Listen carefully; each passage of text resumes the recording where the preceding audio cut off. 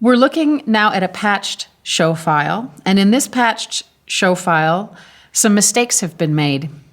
The console is telling me that there are overlapping DMX addresses.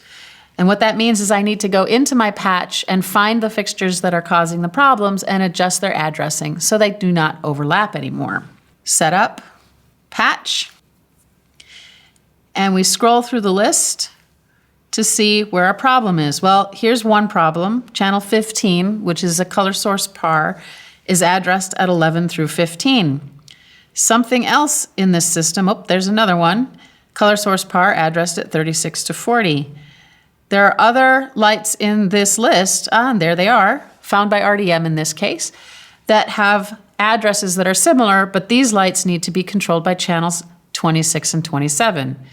I need to select these lights and change their addresses. And one of the benefits of RDM, Remote Device Management, is that the changes that I make here on the console are sent back to the fixtures in the rig, and they will change their physical addresses when I make the changes here to these two fixtures.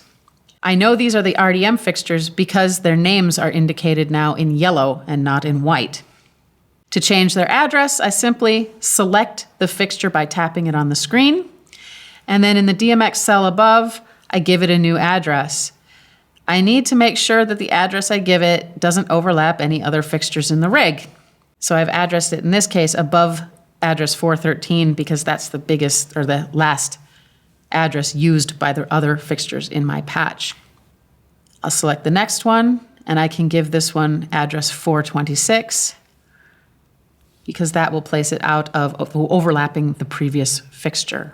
So now we can see those addresses are no longer in red.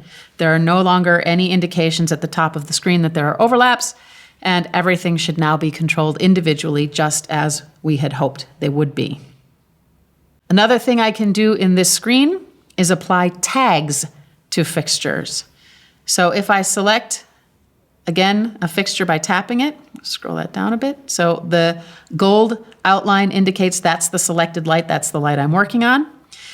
Along the top of the screen are all the settings for that fixture, the channel number, the fixture name and mode, the universe, the DMX address as we just changed, and then two cells called tag 1 and tag 2. Tags are text labels that you can choose from this list, and I can use those later on to select these lights by that name. Instead of having to remember that they're channels 26 and 27, I can use the name wash to select these two fixtures using the quick select tool.